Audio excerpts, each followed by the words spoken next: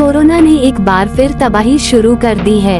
अब इसका नया वेरिएंट दुनिया भर में कोहराम मचाने लगा है और भारत में एक बार फिर से इसका खतरा बढ़ने लगा है, क्योंकि खबर है कि मुंबई में मौत का सिलसिला भी शुरू हो चुका है।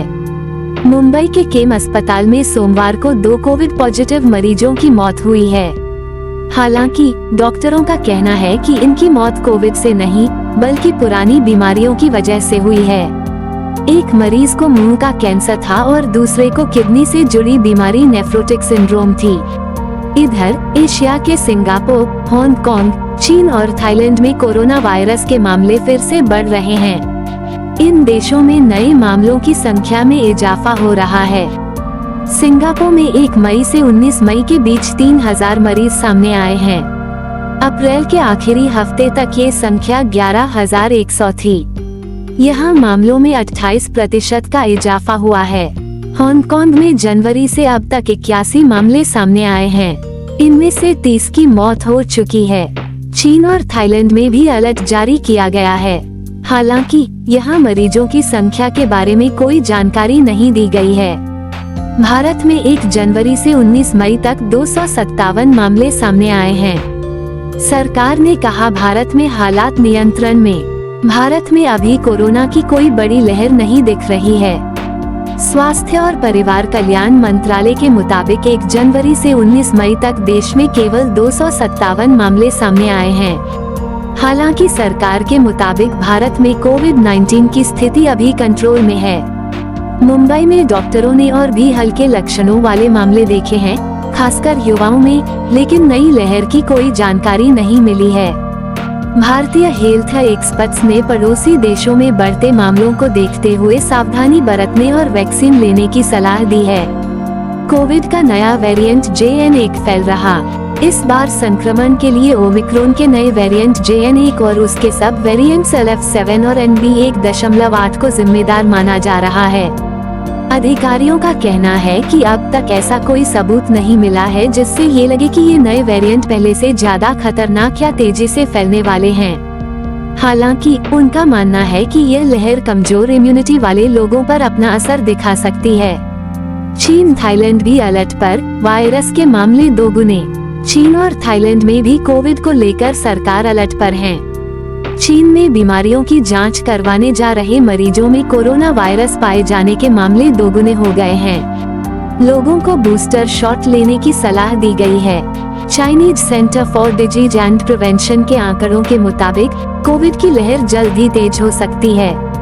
वहीं थाईलैंड में 2 अलग अलग इलाकों में तेजी से कोविड केस बढ़ने के मामले आए हैं। इम्यूनिटी को कमजोर करता है JN1 वेरिएंट। JN1 ओमिक्रॉन के बाद 2.86 का एक स्ट्रेन है।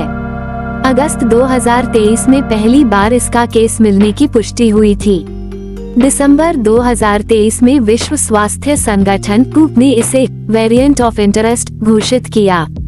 इसमें करीब 30 म्यूटेशंस हैं जो इम्यूनिटी को कमजोर करते हैं। अमेरिका की जॉन्स हॉपकिंस यूनिवर्सिटी के अनुसार JN1 पहले के वेरिएंट्स की तुलना में ज्यादा आसानी से फैलता है, लेकिन ये बहुत गंभीर नहीं है। ये दुनिया के कई हिस्सों में सबसे आम वेरिएंट बना हुआ है। कोविड-19 JN1 के लक्षण कुछ दिनों से लेकर हफ्तों तक कहीं भी रह सकते हैं। अगर आपके लक्षण लंबे समय तक बने रहते हैं, तो हो सकता है कि आपको लॉन्ग कोविड हो। यह एक ऐसी स्थिति है जिसमें कोविड-19 के कुछ लक्षण ठीक होने के बाद भी बने रहते हैं। भारत में कोरोना से 5 लाख से ज्यादा मौतें हुई थी। स्वास्थ्य एवं परिवार कल्याण मंत्रालय के मुताबिक भारत में कोरोना से 5 लाख से ज्यादा लोगों की मौत हुई थी। भारत में कोरोना का पहला मामला जनवरी 2020 में सामने आया था। मार्च 2020 में देशव्यापी लॉकडाउन लागू किया गया।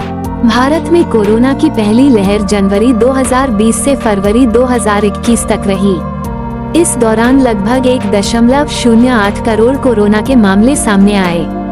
एक दिन में सबसे ज्यादा 98,000 मामले 17 सितंबर 2020 को देखने मिले। इस लहर में 1.55 लाख मौतें हुई। औसतन रोजाना 412 मौतें दर्ज की गयीं। कोरोना की दूसरी लहर मार्च 2021 से मई 2021 तक रही।